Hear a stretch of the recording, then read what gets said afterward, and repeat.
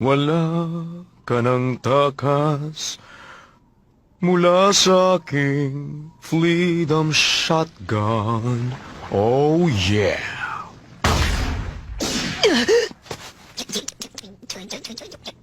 Asar talaga!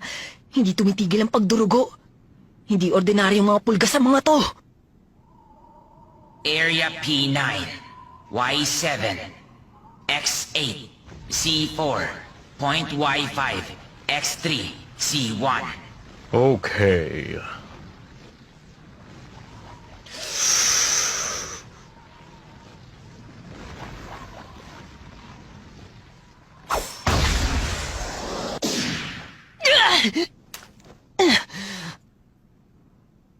Halatang hindi nila ako gustong patayin agad. Hindi yun ang layunin nila.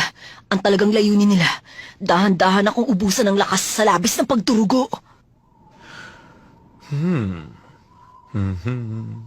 Espesyal lang, mga pulgas ko.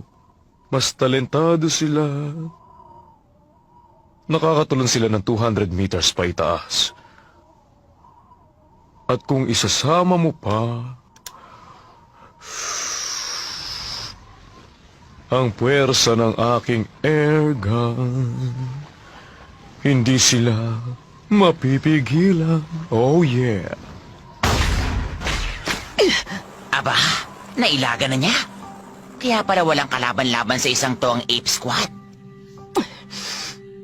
Mas mahihirapan silang barilin ako kung maglilikot ako. Pero yun ang gusto nilang mangyari para manghina ako lalo. Kaya hindi pa pwede yun. Mas dapat ako mag-conserve ng lakas.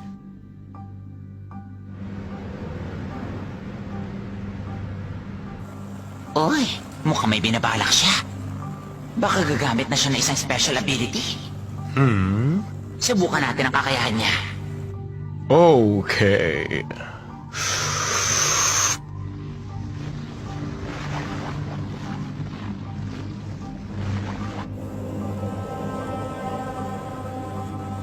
Sa pamamagitan ng aking kapangyarihang Super Eye, nagagawa akong makita ang target mula sa lahat ng anggulo dahil sa mga satellite dragonflies ko. Kahit ano pa ang nagagawa mo, hindi mo matatakasan ang mga mata ko. Sige lang, ipakita mo sa akin.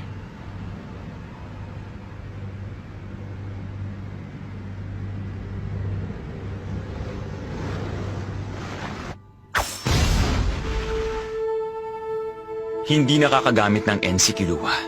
Ang N ang teknik ng pagpapalawak ng oras sa paligid ng katawan at pagpapanatili nito sa mahabang panahon. Isa ito sa mga kahinaan niya. Aminado siya sa kahinaan niyang iyon.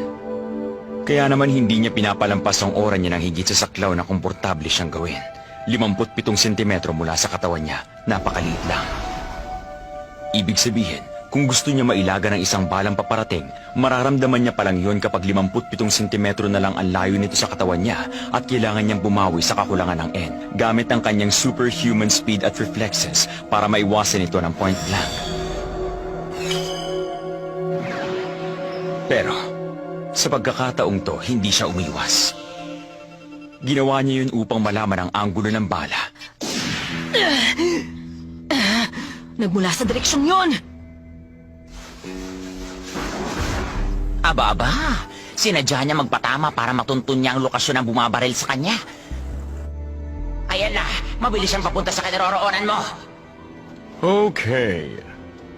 Sige lang, bata. Yan nga ang gusto ko. Yung sugat na nagalusan lang ng balang pulgas, tumigil sa pagdurugo. Malamang may nilalabas ng kemikal yung pulgas na yun na pumipigil sa natural na pag-coagulate ng dugo. Kapag hindi huminto ang pagdurugo ng iba ko pang sugat, magkakaproblema ako. Hindi ko na patatakas!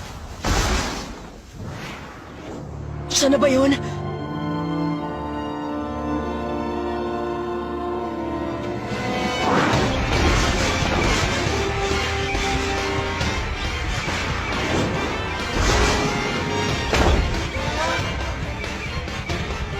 Isa itong patibong.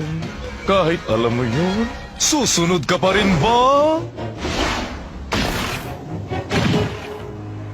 Pakailam ko, patay ka na.